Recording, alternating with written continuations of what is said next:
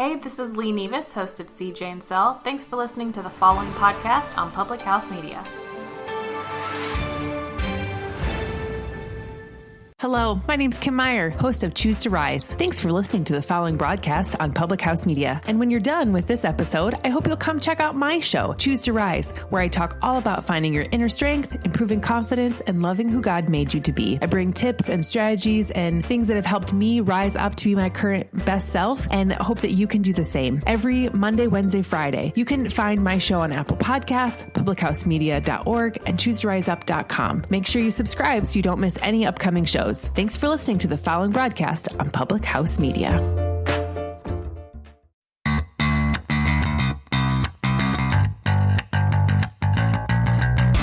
History is happening in High Point as professional baseball has come to Furniture City.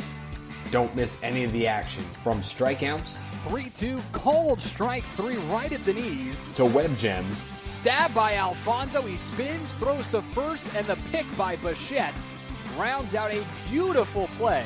to home runs, High fly ball deep left field. This one is gone. Get up and get out. Tyler Ladendorf. and of course, every rockin' victory. The pitch. Swing, strikeout. The Rockers win. The first win in Rockers history here at home. Interviews, recaps, and insights from across the Atlantic League. It's all fresh off the Rockers.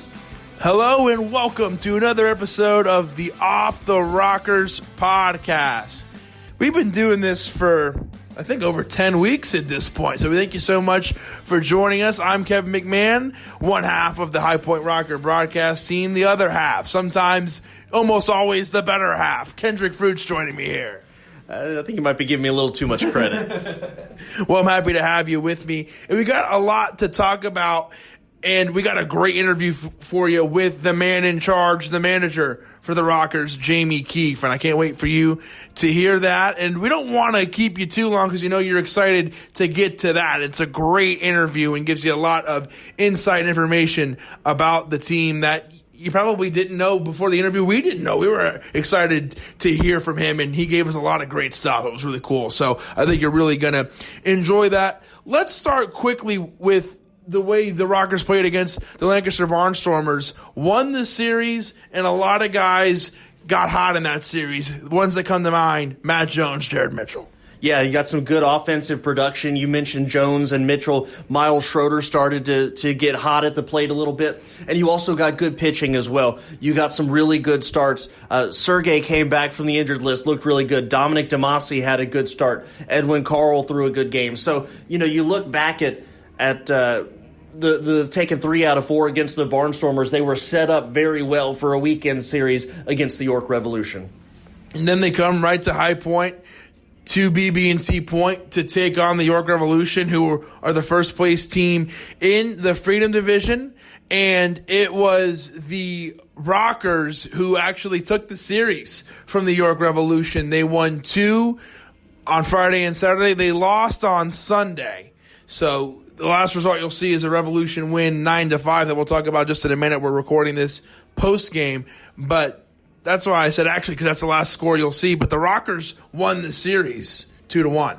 Right, and you know, Sunday, for those of you who were there, for who listened to the game or watched the game, was a very disappointing game in the way it ended. But you can't lose sight of the fact that you said the Rockers did win the series. So that you look back and you know, taking 2 out of 3 every series, that's how you go to the postseason. The Rockers, technically, they checked that off of the checklist. We won this series, on to the next one. It's just, it's kind of tough to feel super excited when a game that you had in the bag until the 9th inning slips away at the very end. But again, you take 2 out of 3, you're a half game out of first place, you still have a good cushion in the wild card. You got to take everything with a grain of salt and realize you're still not in bad shape. One more piece of bad news, then we'll get to the good news because there's plenty to feel good about. And this bad news really isn't that big of a deal. The Ducks did win on Sunday, so they take the first place. So if you're a Rockers fan, that is good news if you're a Ducks fan. Bad news if you're a Rockers fan because the Rockers are no longer in first place. However, it's only a half game. So, and it's only a half game, and you know those things can switch. And like we talked about on the air, the Ducks are in, so you're just worried about the Bees and the Patriots, who you're going to see again, the Bees, coming up. But let's get to the good stuff. Let's get to the good news. Rockers looked great this series. They win the series. Like you said, when you're worried about getting to the playoffs, which the Rockers are, they pick up their 65th win on Saturday. They're in really good shape to make the playoffs, and it happened courtesy of some good pitching and some big offense. Yeah, and the biggest thing is just to have a short memory after the loss on Sunday and to kind of just start over and get ready to go for the New Britain series. But you look back at the good things that happened. Edwin Carl gave you a really good outing. Joe Van Meter gave you a really solid outing. For the most part, the bullpen came through, except for Sunday, but Ryan Kelly clutch picking up 2 saves Friday and Saturday night. Your offense showed up, picking up a lot of hits in this series. Jared Mitchell looked like he was heating up. Cardillo swinging a good bat. You're getting a lot of good production from this team right now. So Matt Jones kept it going. Yeah, Matt Jones as well. So even with the loss on Sunday, still feels like this team is playing some decent ball right now. And I liked the way they bounced back from making 2 errors on Saturday to coming back and playing a clean game on Sunday. Yeah, another thing to mention on Saturday, Richie Schaefer had a big hit too. So you can go down the line, and everybody got involved and played well. A guy I want to talk about real quick, we talked about him in the interview, but what a big weekend for Ryan Kelly. Not only does he get a big save on Friday night, as we talk about with Jamie Keefe in the interview, but then got another big save on Saturday night. So 2 big saves that he can build off. Another great thing for our bullpen, Paul Clemens had a huge outing on Saturday night where he had a great inning, 2 strikeouts, looked really confident, looked great. He's going to be able to build off that and use that to his advantage moving on. So really happy for him and really happy for the Rockers that happened, because that puts the bullpen and him in good shape. Yeah, and Monday being an off day for the Rockers gives everybody a chance to rest, and you should have a full arsenal in your bullpen for Tuesday's game. So you get to have good outings by Clemens and Kelly, and hopefully they're feeling that momentum and they're ready to go on Tuesday with their called upon. And that sets the table for a big, and I mean it's big, capital B, game as the New Britain Bees come into High Point to take on the Rockers Tuesday, Wednesday, and Thursday. We get to the preview and what everything means on the other side of the interview. We previewed it a little bit in the preview for you. We will. But quickly, why is this such a big series, Kendrick? Well, first off, the Bees have been red hot in the second half. They've won, I think, somewhere in the neighborhood of 7 of their last 10 games, and they're just a couple games under 500 at this point, and they've been playing some of their best baseball all year.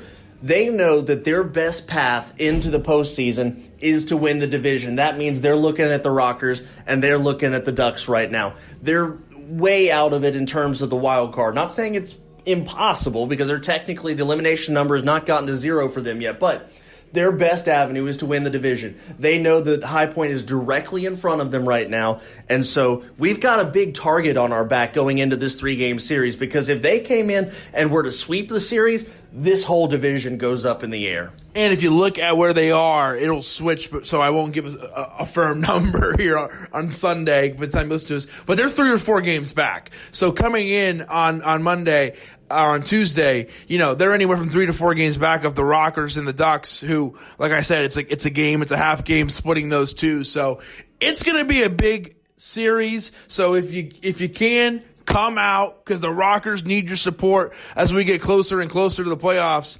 And the Rockers looked great. They're going to be able to take this momentum and take it with them into that series. And the Rockers will be ready to play, because they are always ready to go. And now let's go to the man in charge, the guy that helps get these Rockers ready each and every day, the manager for the High Point Rockers in their inaugural season, the great Jamie Keefe. Hey, Rockers fans, we have a very special treat here. We're talking to the man in charge this week on the podcast. We got Jamie Keefe with us. It's Kendrick Fruit, Kevin McMahon, and James Jackson. And Jamie, we'll just start with, just for the podcast, we usually talk to you in a pregame setting, but we'll just start with your thoughts so far on the season. And you guys are in the second half. We have a little less than a month left in the regular season, and the Rockers are in a pretty good spot to get into the playoffs. And, what are your thoughts so far? Well, we couldn't be happier than where we are and what we've accomplished so far. Year number 1, we had no players on the roster it certainly hasn't been easy, but with the help of Billy Horn and myself, and Frank has definitely added in, and we have we're lucky enough to have Albert, in the bullpen that has covered college baseball and has coached in college baseball for the last couple of years. We've just had a really good year of signing players. That's been the most important thing. We came into this season trying to build a family atmosphere in that clubhouse, and we've been able to do so. And if guys come in here and they fit in, they stay. If they don't, it doesn't matter how good they are, then they don't stay. And that was our goal coming in, and that's what we've always wanted to do at every level. And every year I've done this, and we've been able to accomplish that so far. And we still have some goals that we're trying to hit. Playoffs are number one on our mind, and that's what we're trying to do. So keep our fingers crossed, keep playing pretty good baseball, and stay healthy, which is a huge problem for us right now. We're doing what we can each and every day to make sure that this roster is able to stay competitive, and we're just going to keep rolling with that. And to go off that, what you just said there, you kind of touched on a little bit, but is there anything, and I'm sure there's a lot of things, but is there one thing in particular that jumps out that when you look back will be one of the things to go, that was really rewarding, or that you were most proud of? Obviously, we're not done yet, but when you look back on the season, the offseason, is there one thing in particular or a few things that you think of?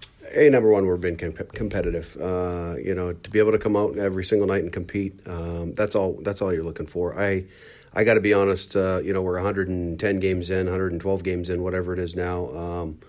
I bet I can count on one or two hands games that we haven't been in, and that is all that you have to pride yourself on each and every year, is that your guys, they believe in what you're trying to do, and most importantly, they don't give in. This team is built around a bunch of different guys throughout the season, because you got to ride guys when they're hot, and each and every guy that we've brought in has gone out and given us everything every single night for all 27 outs. And sometimes it's more than 27 outs, as you know, because we've gone into extra innings. And whenever we do that, whenever we go out and play the game, all I ever ask is that you leave it between the lines. And every guy that stepped foot in this clubhouse has done that every single night, and I can't ask for more than that. Between injuries and players having their contracts selected, there's been a lot of turnover from the beginning of the year to now, but it seems like everybody just has that next man up, business as usual mentality, and I think that just speaks to their trust in the system, their trust in each other, and pulling together and being that family-like atmosphere. So talk a little bit about the mindset, as far as having to go through all that transition but still being as good as you are. Yeah, I think that if you look at the 45 or 50 guys that have been here throughout the year, I think building it the way we built it and coming up with a family atmosphere in that clubhouse, each and every guy cares about each and every guy, and that's important. It's important to us as human beings. It's important to us as baseball people to make sure that you're bringing in the guys, the right people at the right time for the right reason. And there's times where we just make a phone call because we need a player, and we know he's probably only coming in for 3 days. We're honest with him. We tell him that, and let him know, hey, you know what, you're here. I'm going to sign you for a week. If somebody else goes down, you might be here a month. And we've had 2 or 3 guys that's happened to. Look at Frank Nigro. We brought Frank in literally for a weekend till we could get home, and he's been here for more than half the season, and he's played over and above his ability and what we feel he can do. He's been outstanding. So he's just one of many that have come in here, done what they needed to do, believed, as we were talking about, believe in what we're trying to do here. And, each and every guy supports each other. I think that goes doesn't go without being said. I think it goes each and every day. That's who we are. That's what we pride ourselves on, to be there and be a support system for one another, because people don't realize you're away from your family 165, 170 days. When you add spring training in and your days off, sometimes 100, I think this year would probably be 180 days. It's a long summer. There's times where guys need to get away. Guys need a break. Perfect example this weekend, Dom DeMasi, he called me and just said, he pitched the other night and threw a gem in Lancaster, and he said, Skip, I got some things going on at home. Just go take care of what you need to take care of. I mean, that's our belief here. If you bring people in here, let them be themselves, and let them wear themselves on their sleeves every single day. You know their personality. You know I know who's having a good day, who's having a bad day, who's in a slump, who's not in a slump, who's having problems at home. I can tell just by their personalities because, we talk to these guys each and every day, and you know when somebody needs a tap on the butt, or you know when somebody needs a day off. That's what that open policy does, is it opens the grounds of communication with each and every one of your players to know that he can come in and do whatever he needs to do or say whatever he needs to say and get it off his chest. And if that means he needs to go home for 2 or 3 days, then we can do that. We have enough guys to back ourselves up, and we got to let guys take care of what needs to be taken care of in their life, so they can come here on each and every night and give us 4 hours between the lines where nothing else matters, and that's all we ask for. Jamie, this is no secret. This is our inaugural season. How many times have you been a part of an organization in their first season, and what goes into that mindset of you're now managing this team? Does that change anything from a team that's been around, or do you just change anything for a new team? Well, it is my first time. I've started with a new organization before. I've never started with a new team. That being said, I've come into organizations where I cleaned house and started from scratch, and that's basically what we knew we were doing here. Is that we had an opportunity. Billy and I sat down and had long talks, and Frank, about how we're going to build this roster and why we're going to build it the way we are. And I'm a true believer that if that clubhouse is home and a home, and guys want to be here each and every day and be with each other, that you're going to have success one way or another. Sometimes the success is somebody that's having an okay career, and all of a sudden they blossom into somebody that we didn't know they could be, and they're a fantastic player and they get signed. Or it may be guys that need to be humbled because they've been at the big league level and they've had a lot of success, and they come here and they don't have success, and they need to turn it around, and they grow and they get re-signed and get that opportunity again. We've had all that, and we just believe that if we put the right people in place, that we could have the success that we've had. Did I think we would be this successful? I mean, that's my goal, and that's what I do, and that's why I do this job. And I pick the people to work with me for that reason, to build this together. I am not going to sit here and say I built this myself, and you guys know that's not how I am. I am so proud of what we've built from scratch, on and off the field. It's incredible. My relationship with my staff, and from Bubba Birdsong to Albert Gonzalez to Frank Viola to Billy Horn, Christian Heimel and Ken Lehner and Coy Willard. We all believe in the same thing, and that's if you put good people in place in the right position to succeed, they can have success. And that's all our goal is each and every day, is put everybody into the game with an opportunity to succeed. If you put them in a situation to fail, you're not doing your job. So that's how we've kind of gone about our business, and that's why we have built what we have and brought the guys in here that we have, is that, we didn't know what we were getting into. This is a new animal for me too. I've been in independent ball, but I've never been in the Atlantic League, so I had no idea what to expect. The brand of baseball is at the highest level possible in independent baseball. It is, it's shown each and every day the success that our guys in this league have had when they've left here to go on to an organization they've produced. And a lot of these guys, there's a few of them that's already gone to the big leagues this year, and there's probably 5 to 10 more that are going to be in the big leagues this year. So we know the competitiveness and the true the athleticism that it takes to be successful here. But as a whole and as an organization, we just wanted to do the right thing and grab the right guys at the right time of their careers, bring them in here, and see if we can succeed together. And so far, it's been pretty good. We'll try. It was my rule to not timestamp this and try to let it live as long as it can. I can't help myself. I want to ask a question about last night. The moment where Ryan Kelly came in at the end of the game last night, Kendrick and I were talking about it on the air. If you're the Revolution, you got 2, 3, and 4 coming. I mean, that's the absolute hottest guys in the lineup. And it was a weird game because it was going longer than we're used to in the Atlantic League, and it was raining. And he came in there, and, there was a little bit going on because the rain was coming down. But he got it done, and he was fired up, as he should have been. And I know it just happened last night, so it was fresh on the brain. And when you're going to a playoff push, as a broadcaster especially, we kind of hunt for moments. That felt like a moment last night. What do you think? For sure. And he's been going through a lot physically, and he's healthy again. I don't know if I've met a closer that's more mentally prepared or has a better idea of what he's going to do to each hitter as he's coming into the game. He knows which guys he's going to face coming into the 9th or 10th, whatever it's going to be, and he knows how to shut the door and when he's going to do it. Last night was a good moment for all of us in the fact that, not to take away from any player that was on the field, but we had our C team out there defensively last night. We had guys playing out of position. Marquise Riley hasn't seen a live ground ball in 4 years.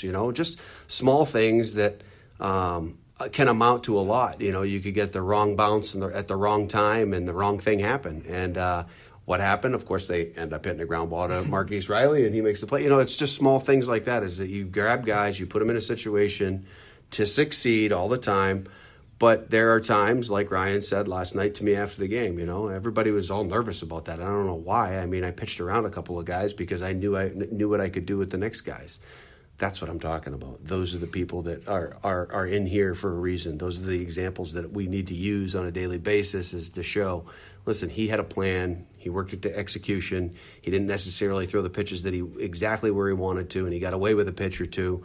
But at the end of the day, he got that save. And I think it goes my moment, maybe the moment of the year for me is Billy says to me in the 9th inning as we're leaning on the rail and we got, first and second and one out, and he looks at me with, the heart of their lineup, as you said, looks at me and he goes, these are the moments you're going to miss when you're sitting in your tree stand in December, isn't it? And it's a perfect example of why we do this. It's the calm nervousness that you have, that you can't replace with any, there's nothing else that can replace that adrenaline rush that you have in the moment. And, it was a great moment for us last night. It was a good moment for Ryan because, I think he needed to reassure me. I knew what I was doing. And I knew he knew what he was doing. But, after the game, why was everybody so nervous? And I said, because you had the C or D team out there defensively. But you do. He went in with a plan. He executed it to basically his perfection, and we were able to sneak a win out of that one. And then, got a chance to go win the series tonight.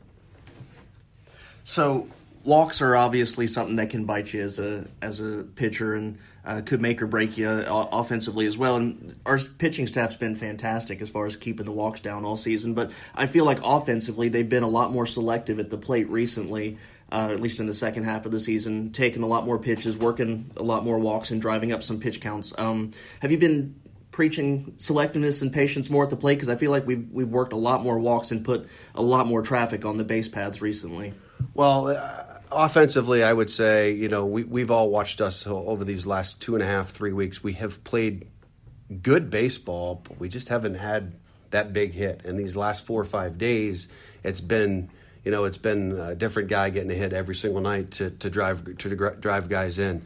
I think if you look at it as a whole, what we've done throughout the year is, listen, we had an offensive threat 1 through 9 every single night the first 50 games, and obviously those guys are gone. All right, those guys got signed, they moved on.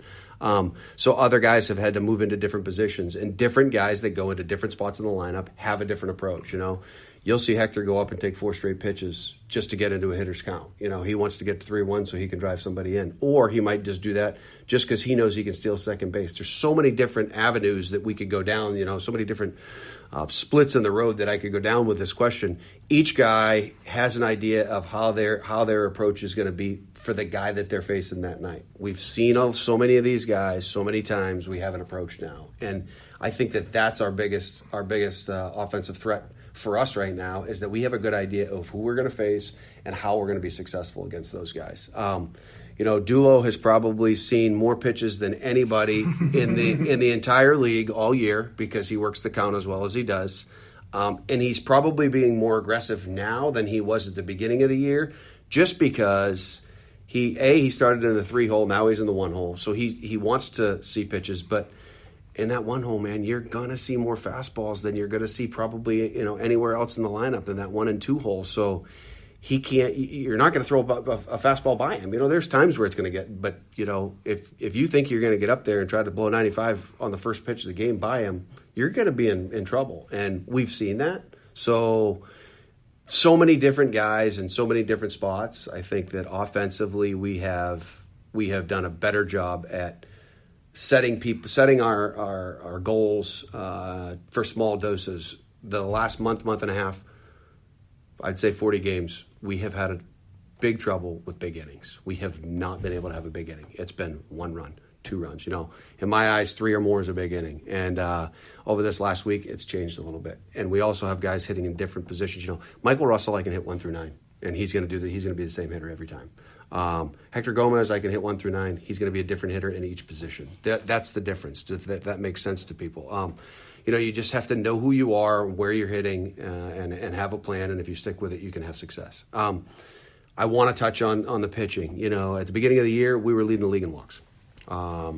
We were having trouble throwing strikes. And, for the longest time, offensively, we were dominating the league. Our record was pretty good, but walks were killing us. That leadoff and that 2-out walk scores. 90% of the time it's going to score. It just does. That's the way baseball's built. For us, the last month and a half has been unreal because we've challenged hitters. Guys understand how to pitch up in the zone more. I think guys have always been scared to pitch up in the zone, but guys aren't scared to pitch up in the zone when they're getting that strike call, and they're getting that strike call because we're using TrackMan.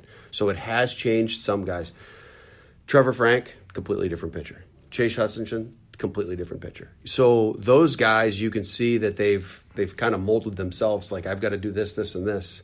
Just like the hitters in different situations, the pitchers are doing the same. We're having more success at the pitching on the bump right now because guys are getting a better idea how to throw to TrackMan and how to throw to hitters because each guy is completely different. So if you know that the top of the strike zone is the bottom of the breastbone, then you got to throw to that. And guys aren't going to hit it. And if you're Michael Bowden and you throw 94 and you throw it chest high, I don't care who you are. You're not hitting it. It doesn't matter who you are. There's 10 guys in the world that can hit some of those pitches out of the ballpark on a consistent basis. So, guys are learning how to pitch to it and what to do. And I think that if we continue to grow and continue to get better and continue to understand the different rules can favor us instead of playing against them, which we definitely did when it first came out. I think you all saw that. I think what you guys don't know is when we were on the road, we played with the TrackMan a few times. So we were 0-7 before we started with the TrackMan. So it took us a while. We finally got off a bump.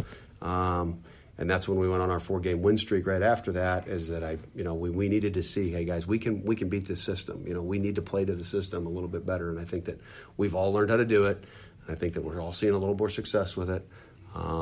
It definitely has changed the game, but I think it has shown who we are as a team, that we will change however we need to change to win baseball games. And that's the pride that you put in your guys, is that you're thankful that you brought the right people in here to make adjustments on the fly, because it's a game of adjustments and you got to change every single day.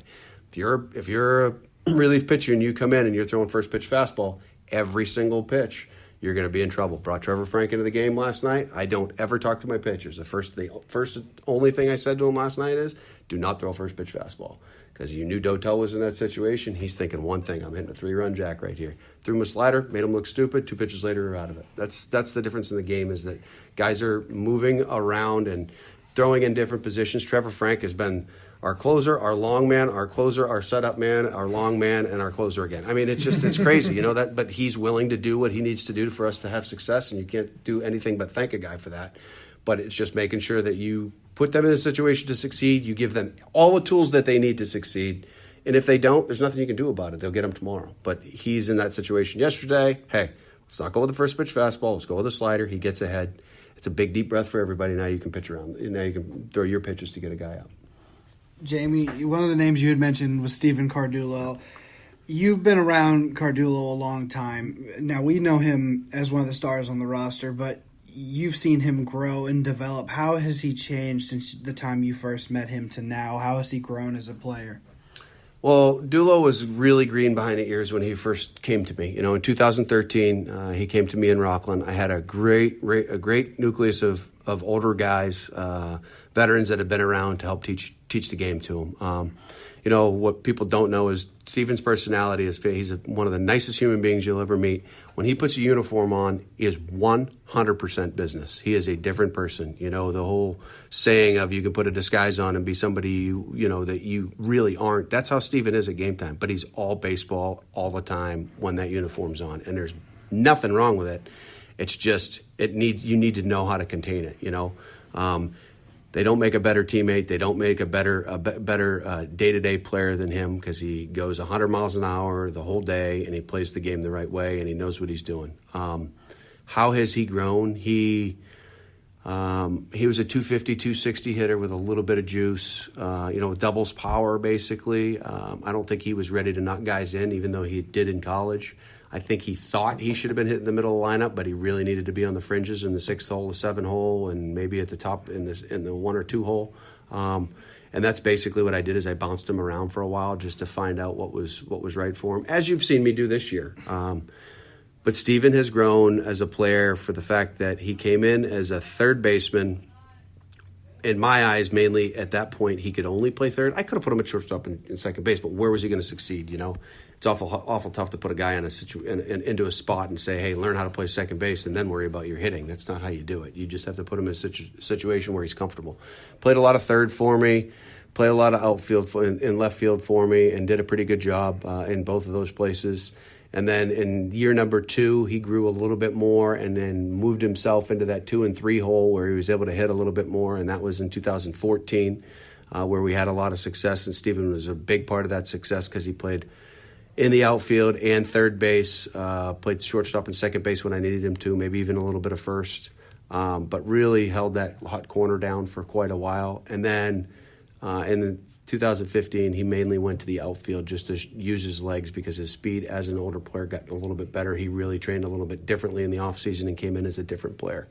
And, it was a huge success story for us as an organization to have Steven for 3 years. We won with him there. We didn't make the playoffs the first year. We won the championship the second year. And this is all while he was with me. And then in the third year, we lost in the championship series, but Steven had a special year. And in September of 2015, he was hitting 3-hole for us in Rockland, and in May 2nd of the next year, he was hitting 2-hole in Colorado. So it was a very special offseason for him, and getting an opportunity and taking advantage of it. And Steven obviously did very well for the past 4 years in 3 years in organizations, but an injury here, an injury there, all of a sudden, you're on the outside looking in. So picking him up and bringing him in here and promising him that he's going to play in these different spots to show that he can still do it has been huge. He's played a ton in center field, a ton in right field, a ton in left field, a ton at first base, a lot more at third this second half, a little bit more at second base this second half. I think the only place he hasn't played yet in a game is short, but he takes his ground balls and he's ready to go. So he is a special player, and I think in most of our eyes, the MVP of this team, because he's been out there every single day. He sets an example, and he comes ready to play. Well, this has been outstanding. I'm going to be the bad guy here because we are at 24 minutes, and I know you got to get going. So the good news is you did a great job. The bad news is we're going to have you back because you did such a good job. So we appreciate it, and good luck. Thank you so much. Yeah, anytime, guys. I appreciate you guys' hard work, and I haven't been able to talk to you guys much about what the time you guys have put in with stats and whatnot. But again, we appreciate you guys putting the hard work in, and overall, it's been a fantastic year no matter what. Thank you. Thank you. We want to give a huge thank you to Jamie Keefe for what was an outstanding conversation. Anytime we get to talk to the manager, Jamie Keefe, it's always a really good time and always very informative. I felt like the bad guy having to cut it off, but as I said at the end of the interview, we are definitely going to do it again this season. So that's something to look forward to. Kevin McMahon and Kendrick Fruits back here with you as we get ready to preview what's up next. But as we put the bow on the interview segment, I really enjoyed it. What do you think, Kendrick? Yeah, I mean, first off, I'm impressed you got my name right this time. Kevin McMahon's and Kendrick Fruit here. Man, but no, in all seriousness, I think, it feels like sometimes we're repeating ourselves, but I think it just goes to show we're repeating the things that are the most true. And the fact is that they did a fantastic job building this team. They put the pieces together who not only are great people off the field, but they're serviceable on the field, and not just plug in a guy at one specific position. But he talked about it. There are guys that you can plug up and down the lineup 1 through 9, but you can also plug them anywhere on the field as well. So just a fantastic interview, and it's great to get in the head of the manager a little bit as you get down to your final playoff push. So many things have happened this year. A brand new team, a team that's been very competitive, getting ready to make a push into the playoffs in a very good spot right now. And, it's always good to hear from the man in charge. And I think all the interviews and all the podcasts this year have been, reason to listen and must listen. This is a must listen episode because of that interview. As folks know, they just heard it. But as I was saying on the broadcast yesterday, if you're a Rocker fan, this is you and you want an inside look, you want a little bit more information, that's what that was. So once again, huge thanks to Jamie Keefe. All right, let's go ahead and get you geared up. Let's get you excited for what is up next for the High Point Rockers. And here's the good news. They just had a 3-game series. So you're listening to this on Monday. This is an off day for the Rockers, and you've been a great Rocker fan for 3 days. You've been bringing the support. So go ahead and take Monday off. And then on Tuesday, we start up right again. So we're still at home. The Rockers play Tuesday, Wednesday, and Thursday. Tuesday and Thursday are at 6:30. Here's the tricky part. Can you believe it? The kids are already back in school. So it's a school day, and that starts at 10:30. But there's some promotions and fun stuff going on during those 3 days against the New Britain Bees. And we talked about it to start this podcast off, but the Bees are a really hot team right now, so that is going to be a really interesting series. Last time High Point went to New Britain won the series, so that's going to be a big one. Another team in the Liberty Division you cannot take lightly, so it should be a really fun series between the Rockers and the Bees. And what can fans look forward to?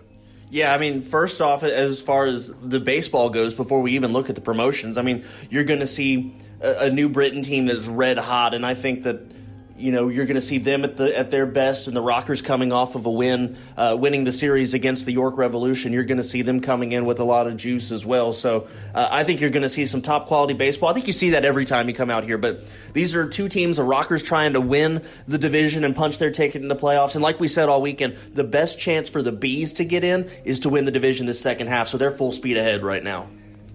Absolutely. It all starts on Tuesday. That's a Taco Tuesday. So you can come out for a specialty taco here at the ballpark every Tuesday, and you can get one for just $2. It's also a Two-Can Tuesday. Two-Can Tuesday is sponsored by the United Way. Every single Tuesday home game, you bring 2 cans of food, you get $2 off one ticket.